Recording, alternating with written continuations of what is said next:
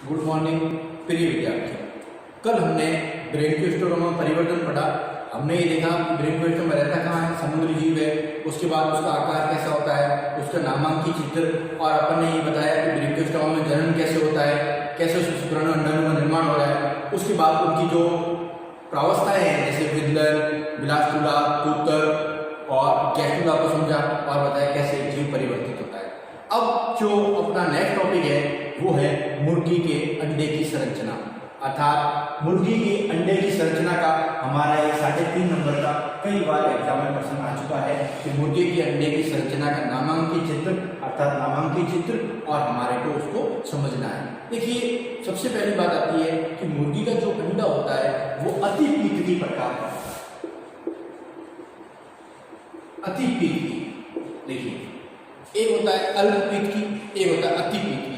आपने मुर्गी के अंडे को देखा होगा, विशेष तौर से कुछ विद्यार्थियों जब वो फूटता है तो उसमें पीतक की मात्रा बहुत ज्यादा होती है। तो अतिपीतकी अंडा में क्या होता है, वे अतिपीतकी प्रकार के वे अंडे जिनमें पीतक की मात्रा क्या होती है, सबसे ज्यादा होती है। अर्थात जिनमें सबसे ज्यादा पीतक की मात्रा होती है उन्हें क्या कहते हैं, अतिपीतकी। अर्थात मुर्गी के अंडे में क्या होता है, पीतक सबसे ज्यादा है, क्योंकि इसीलिए इन्हें अतिपीतकी प्रकार कहता है। अब आपने मुर्गी के अंडे को देखा होगा तो आपने देखा होगा मुर्गी के अंडे पर एक सफेद रंग का कवच पाया जाता है।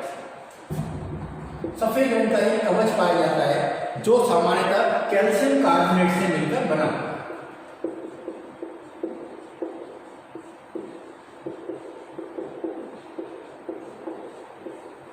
कैल्शियम कार्बोनेट से मिलकर एक कवच बना होता है, और ये कवच क्या करता है, मुर्गी के अंदर जो भ्रूण है और जो पीतक है उसको सुरक्षा प्रदान करता है। अर्थात जितना अंडा हिल रहा है, अर्थात अंडा जितना लेगा उसको सुरक्षा प्रदान करने का जो कार्य करता है वो ये कवच करता है। अब इसमें आपने देखा होगा मुर्गी के अंडे में एक सिरा जो होता है, एक सिरा होता है वो दूसरे सिरा की तुलना में क्या होता है, चौड़ा अधिक होता है। अर्थात मुर्गी के अंडे का एक सिरा है वो दूसरे सिरे की तुलना में क्या होता है, अधिक चौड़ा होता है। अब मुर्गी के अंडे में क्या होता है, पीतक क्या होता है, एक विशेष भाग में एक बिंब के रूप में होता है। पीतक मुर्गी के अंडे के अंदर जिस क्षेत्र में स्थित होता है उसको क्या कहते हैं, उसको विशेष तौर से जिस क्षेत्र में स्थित होता है उसको हम पादप ध्रुव कहते हैं। क्या कह रहे हैं, पादप ध्रुव, या इसमें दूसरा जो नाम आता है वो कहते हैं गोलार्ध पीतकी। अर्थात जो पीतक होता है वो एक गोले एक विशेष भाग में ही क्या होता है, सांद्रित होता है, इकट्ठा होता है, सांद्रित होता है, जिसको क्या कहते हैं, गोलार्ध पीतकी कहते हैं। अर्थात जो पीतक है वो एक विशेष भाग में क्या हो रहा है, सांद्रित होता है, जिसे हम गोलार्ध पीतकी कहते हैं। और पीतक जिस ओर स्थित होता है वो ध्रुव कहलाता है, पादप ध्रुव। जबकि इसका जो अपोजिट ध्रुव है जहां पर क्या होगा, केंद्रक और कोशिका लगेगा।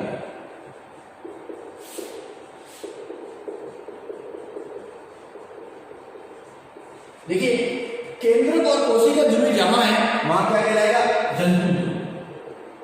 और हम पढ़ चुके हैं इससे पहले संरचना विकास गतियों में कि हमने 2 पादप ध्रुव बताए थे। एक बताया था जंतु पादप ध्रुव और जंतु ध्रुव, एक क्या बताया था, पादप ध्रुव।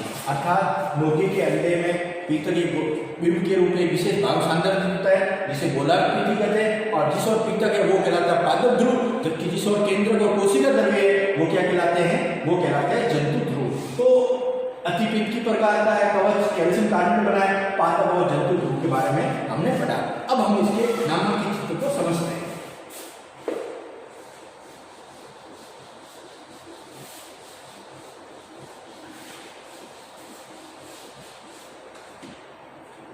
देखिए, सबसे मुर्गी का जो अंडा होता है विशेष तौर से आपने देखा होगा, विशेष तौर से ज्यादा सफेद। अब ये सफेद रंग जो है वो ये क्या है, वो ये इसका सेल कवच है, इसका सेल कवच है। अब इस कवच के भीतर 2 कवच झिल्लियां पाई जाती है, 2 कवच झिल्लियां पाई जाती है। इस कवच के भीतर क्या होती है, 2 कवच झिल्लियां पाई जाती है जिनको अपन सेल मेम्ब्रेन से संबोधित कर रहे हैं, लिख रहे हैं। अब इसके पश्चात इसकी जो सबसे बड़ी विशेषता क्या होती है, इसमें एक एयर स्पेस पाया जाता है जिसे वायु कोष्ठ भी कहते हैं। वायु कोष्ठ एयर स्पेस बीच में पाया जाता है।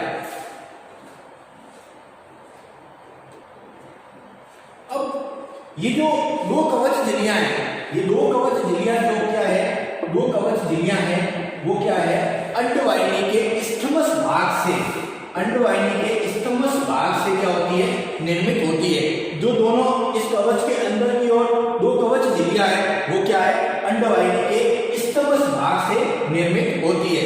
अब जो बाहरी जो झिल्ली होती है वो भीतरी जो झिल्ली है उसकी तुलना में क्या होती है, सघन ज्यादा होती है। अब ये जो झिल्लियां हैं दोनों, ये क्या होती है, एक छिद्र की ओर तो क्या होती है, दोनों आपस में जुड़ी रहती है, अर्थात बिल्कुल चिपकी हुई रह रही है। जबकि एक क्षेत्र जो दूसरा सिरा होता है उस पर क्या होता है, इनके बीच में एक एयर स्पेस या वायु कोश पाया जा रहा है। वापस रिवाइज करा रहा हूं, ये दो जो कवच झिल्लियां होती है जिसमें एक कवच झिल्ली कहते हैं बाहरी कवच झिल्ली, दूसरी कहते हैं भीतरी कवच झिल्ली। ये अंडवाहिनी की इस्थमस ग्रंथि से विकसित होती है और एक जगह पर दोनों आपस में जुड़ी हुई रहेगी, चिपकी हुई रहेगी।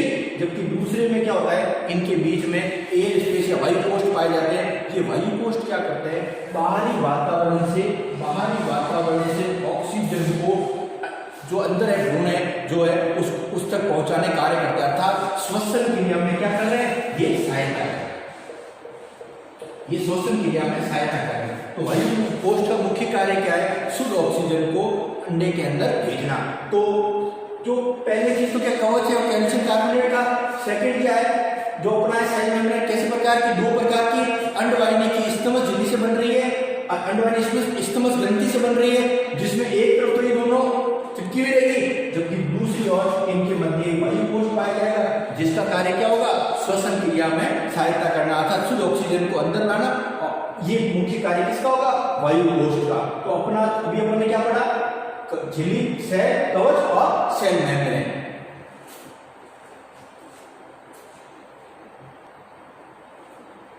अभी हमने सेल मेम्ब्रेन और ये सब पढ़ा। अब सबसे बड़ा जो मेन भाग है वो है एल्ब्यूमिन। एल्ब्यूमिन या एल्ब्यूमिन भी कहते हैं इसको। एल्ब्यूमिन या एल्ब्यूमिन क्या है कि एल्ब्यूमिन है वो कवच झिल्लियां, जो कवच झिल्ली है, कवच झिल्ली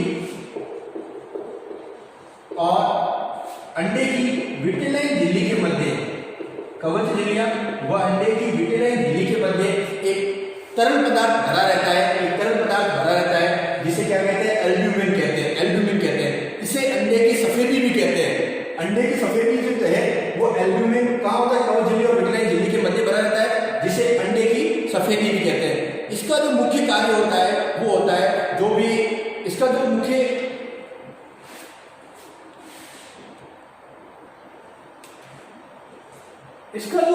मुख्य जो एल्ब्यूमिन है, इसका मुख्य कार्य क्या है, इसका मुख्य कार्य है जो भ्रूण है उसको जो भी आघात पहुंच रहे हैं, झटके पहुंच रहे हैं, उनसे इसको सुरक्षा प्रदान करना और इसके साथ ही जल संरक्षण का भी ये कार्य करता है। एक एल्ब्यूमिन में 75% जल और 15% प्रोटीन होता है। वापस कह रहा हूं, क्या रिवाइज करना पड़ा, एल्ब्यूमिन क्या होती है, अंडे की कवच झिल्ली और विटेलाइन झिल्ली के मध्य एक तरल पदार्थ भरा रहता है जिसे हम क्या कहते हैं, जिसे हम एल्ब्यूमिन कहते हैं। एल्ब्यूमिन क्या है, एल्ब्यूमिन रियल में जो क्या होता है, इसको अपन इस अंडे की सफेदी भी कहते हैं, अंडे की सफेदी भी कहते हैं। इसका जो मुख्य कार्य होता है वो भ्रूण को पोषण प्रदान करना, इसके साथ में उसको सामान्य आघातों से बचाना और जल संरक्षण का भी कार्य करना होता है। एक जो अंडे की एल्ब्यूमिन होती है जो है उसमें 75% जल और 15% प्रोटीन हो रहे हैं, जो अपन सामान्य चर्चा कर रहे हैं। अब एल्ब्यूमिन जो होता है वो दो भागों में विभक्त होता है।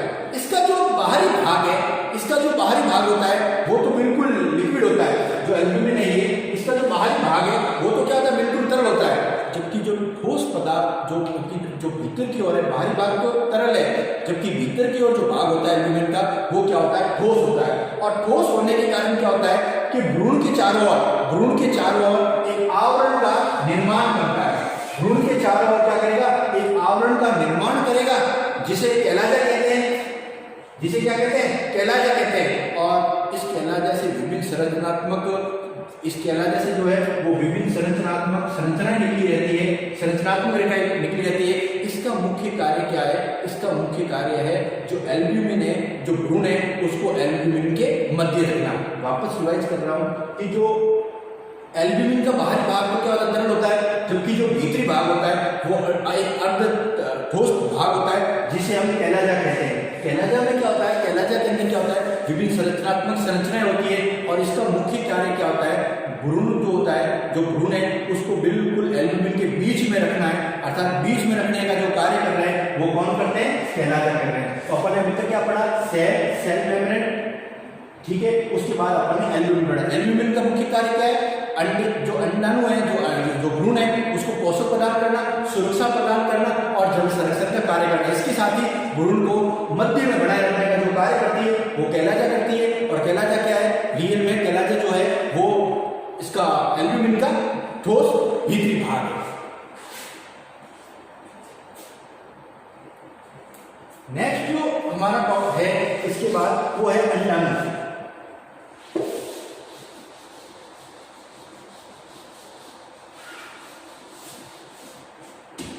नेक्स्ट अंडाणु क्या है, अंडे के मध्य में एक गोलाकार संरचना होती है जिसे हम क्या कहते हैं, अंडाणु कहते हैं। इस गोलाकार संरचना के बाहर एक विटेलिन झिल्ली का आवरण होता है जो स्वयं क्या होती है, एल्ब्यूमिन द्वारा घिरे रहती है। तो अंडाणु क्या है, अंडे के मध्य में गोलाकार संरचना होती है जिसके बाद विटेलाइन झिल्ली का आवरण होता है और विटेलाइन झिल्ली के बाद किसका आवरण है, हम पढ़ चुके हैं, एल्ब्यूमिन का आवरण है। और इस अंडाणु में पीतक भरा रहता है। तो अपना जो पहला टॉपिक था कवच, सेकंड था एल्ब्यूमिन, तीसरा क्या है, अंडाणु, और चौथा जो है अब अपन इसके बारे में पढ़ेंगे वो है कोशिका द्रव्य।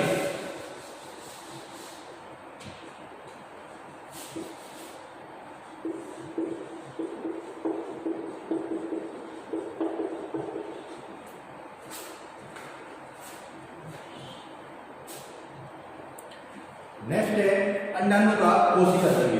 देखिए अंडाणु का जो कोशिका द्रव्य और केंद्रक होता है वो कोरक बिंब के ऊपर स्थित होता है और ये उसका एक सक्रिय भाग कहलाता है। सक्रिय भाग कहलाने के साथ ही अब आता है अंडे के पीतक जो कहते हैं, उसमें रियल में कौन कौन से तत्व बने होते हैं, कौन कौन से पदार्थ मिले होते हैं। तो उसके बारे में सबसे बड़ी बात क्या है कि अंडे के जो पीतक में 100% है उनमें से 48.7% तो केवल जल होता है। अर्थात जो अंडे के पीतक कहते हैं उसमें 48.7% जल होता है, 32.6% फॉस्फोलिपिड वसा होती है, 16.6% प्रोटीन होती है, 1% कार्बोहाइड्रेट और शेष क्या होते हैं, अन्य तत्व।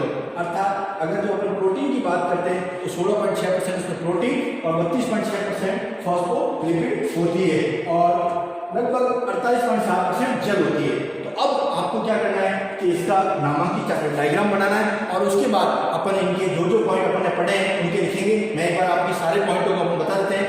सेल जो था अपन एक बार सभी पॉइंटों की चर्चा कर लेते हैं शॉर्ट में, फिर अपन उनके बारे में लिखेंगे।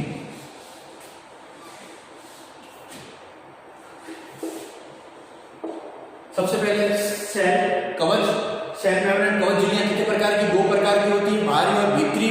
बाहरी कवच झिल्ली, भीतरी झिल्ली एक में चिपकी रहेगी, जबकि दूसरी जब क्या होगा, इनके मध्य एयर स्पेस। एयर स्पेस का मतलब क्या है, विशेष तौर से वायु कोष्ठ कहते हैं, ऑक्सीजन का आदान प्रदान, ऑक्सीजन को अंदर भेजना, कार्बन डाइऑक्साइड को बाहर निकालना। फिर आउटर लेयर ऑफ एल्ब्यूमिन, अर्थात 2 लेयर है, बाहरी layer outer layer of albumin और भीतर की और क्या होगी, कैलाजा होगी। कैलाजा का मतलब क्या है, जो भ्रूण है उसको बीच में रखना। उसके बाद इनर लेयर ऑफ फिल्म, बाहर आउटर लेयर मजबूत है, अंदर की इनर लेयर क्या है, मजबूत नहीं है। बीच में लेटिब्रा, बिल्कुल बीच के अंदर क्या होगा, लेटिब्रा होगा। उसके बाद विटेलाइन मेम्ब्रेन हम पढ़ चुके हैं, व्हाइट योग, ब्लास्टोडर्म, न्यूक्लियस ऑफ पेंडर। अब सबसे बड़ी बात क्या है, इसमें ब्लास्टोडर्म के जस्ट पास में एक केंद्र बिंदु के रूप में एक उपस्थित होता है, संरचना होती है जिसको कहते हैं न्यूक्लियस ऑफ पेंडर या पेंडर का केंद्र भी कहते हैं। ये उसके बाद येलो योग, जिसको अपन पीला पीतक भी कह सकते हैं, वो व्हाइट पीतक। ये तो अपन ने ये जो इसका डायग्राम बनाया नामांकित, अभी आप इसको नोट कर लीजिए क्योंकि अपना एक 3.5 का पर्सन है। इसके पश्चात हम इनके जो सॉल्व आते हैं और उसके बारे में लिखेंगे। तो आज हमारा जो टॉपिक रहेगा वो मुख्य रूप से मुर्गी के अंडे की संरचना रहेगा। मैं अपन 2 से 3 मिनट के अंदर आप इसका नामांकित चित्र बना लीजिए।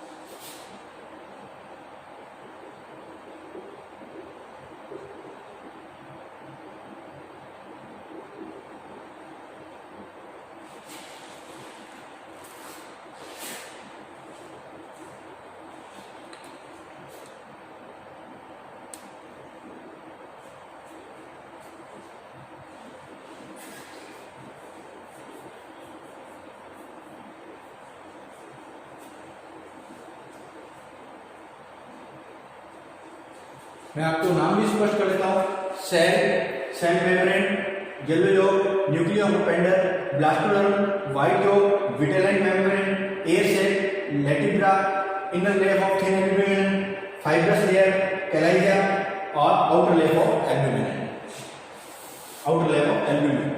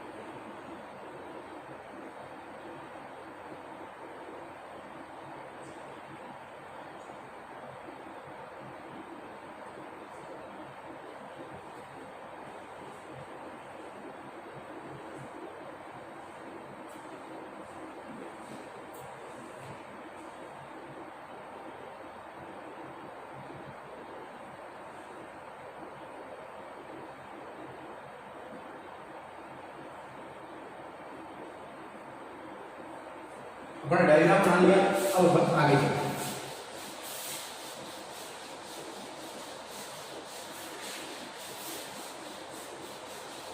अब अपन एक एक चीज नोट करेंगे।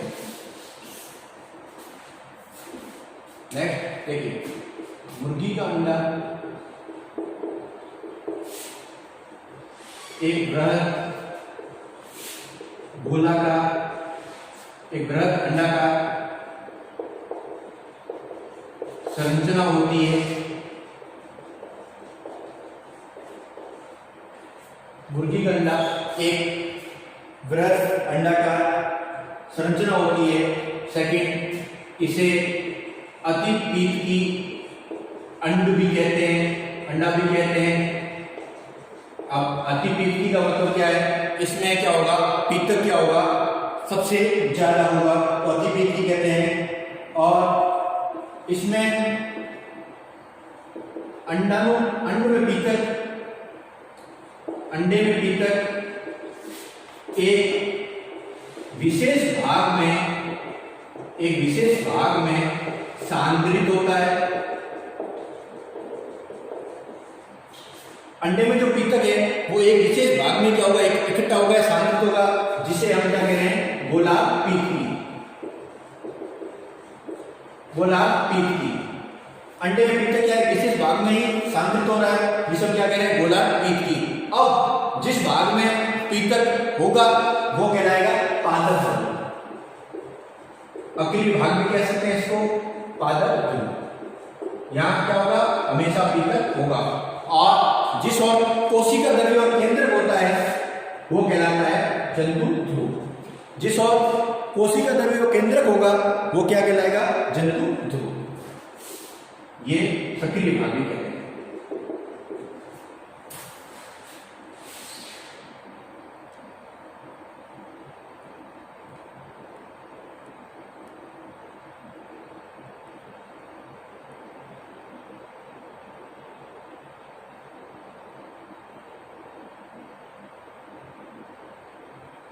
सक्रिय भाग होगा जहां क्या होगा, केंद्रक और कोशिका। तो हमने भी क्या पढ़ा, मुर्गी का अंडा एक वृहत अंडाकार संरचना होती है, अतिपीत की है, मध्य में विशेष भाग पीत सांद्रित होता है, गोलार्ध पीत की, अक्रिय भाग क्या गया जहाँ पादप ध्रुव होगा, जब पीतक क्या होगा पादप ध्रुव, और जंतु ध्रुव होगा वहां क्या होगा केंद्रक और कोशिका ध्रुव। अब नेक्स्ट है जो है अंड कवच। अपन सबको शॉर्ट में लिखते चलते हैं।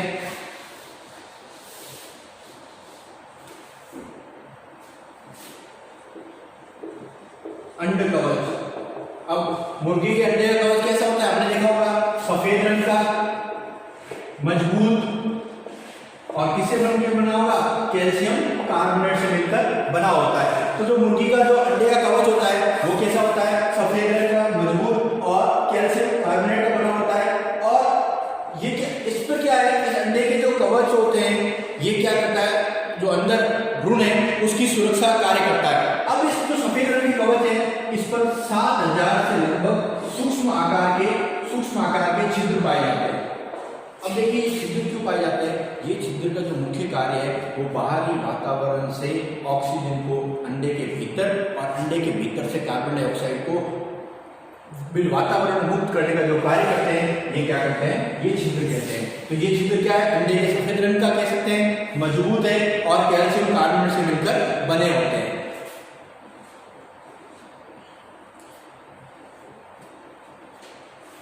इसके पश्चात नेक्स्ट आती है कवच झिल्लियां, जो हम पढ़ चुके हैं, वापस रिवाइज कर रहा हूं। कवच झिल्लियां, अब कवच झिल्ली अंडे में कितने प्रकार की होती है, 2 प्रकार की होती है। एक होती है बाहरी कवच झिल्ली और एक होती है भीतरी कवच झिल्ली।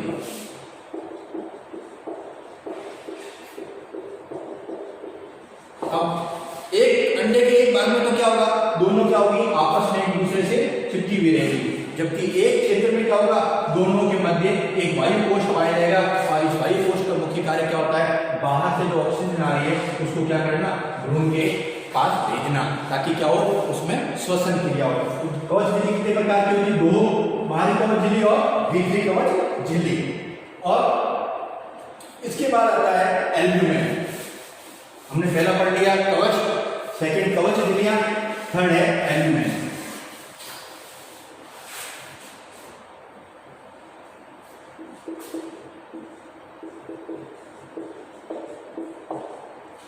अब एल्ब्यूमिन क्या है कि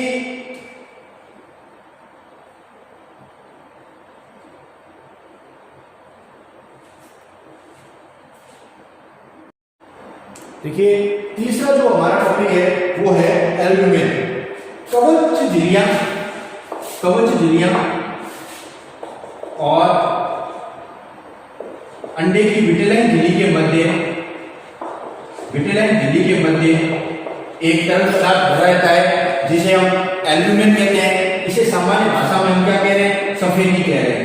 अब इसका मुख्य कार्य क्या होता है, इसका जो मुख्य कार्य होता है वो क्या करना है, अंडे को सामान्य आघातों से, अर्थात अंडा जब हिल रहा है तो उसके जो सामान्य आघातों से है, जो उसमें भ्रूण है उसको सामान्य आघातों से बचाना, जल संरक्षण का कार्य करना, ये इसका मुख्य कार्य होता है। इसमें क्या होता है, 85% तो जल होता है और 15% प्रोटीन होती है। अब 85% जल और 15% क्या है, प्रोटीन है। अब ये जो एल्ब्यूमिन है ये दो भागों से मिलकर बना होता है। सामान्यतः बाह्य एल्ब्यूमिन कहते हैं और भीतरी एल्ब्यूमिन कहते हैं।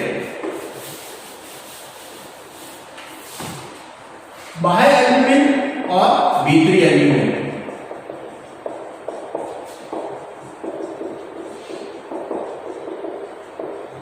अब बाह्य एल्ब्यूमिन जो है वो अंडवाहिनी की स्टमस ग्रंथि से निर्मित होती है। स्टमस ग्रंथि से निर्मित होती है। अब ये क्या है, ये एक तरल पदार्थ होता है, जबकि भीतरी जो भाग एल्ब्यूमिन होता है वो अंडवाहिनी की मैग्नम अस्थि होती है। भीतरी एल्ब्यूमिन होता है वो अंडवाहिनी की मैग्नम जो होते भाग होता है उससे स्रावित होती है। और ये क्या होता है, ये एक ठोस पदार्थ होता है।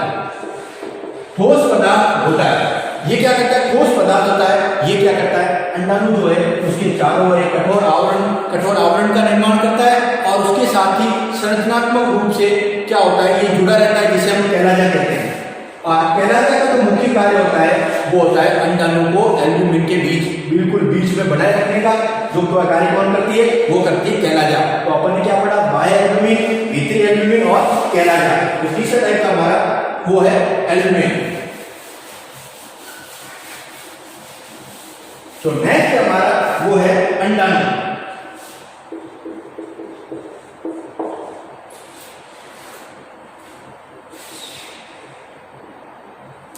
अब अंडाणु क्या है, अंडाणु एक गोलाकार संरचना है, गोलाकार संरचना होती है जो अंडे के मध्य में स्थित होती है।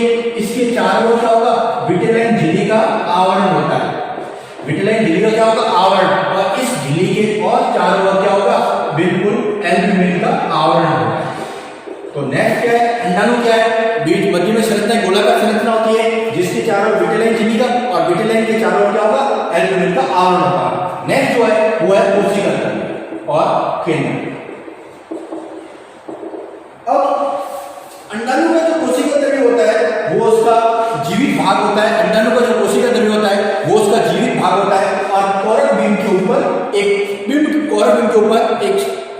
औसत भाग के रूप में उपस्थित होता है। तो ये था कोशिका द्रव्य और जिसको हम पहले पढ़ चुके, कोशिका द्रव्य और अंडाणु।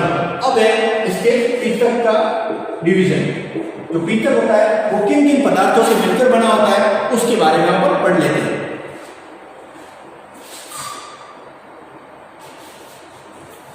अंडे के जो पित्तक होता है उसमें 48.7% जल। संगठन याद रखना कि अंडे के पित्तक में होता क्या है, बार एक नंबर का प्रश्न क्वेश्चन पूछ सके कि अंडे के पित्तक में क्या क्या होता है। 48.7% जल, 32.6% फॉस्फोलिपिड और वसा, फैट कहते हैं जिसको, 16.6% प्रोटीन, 1% कार्बोहाइड्रेट और शेष अन्य तत्व होते हैं।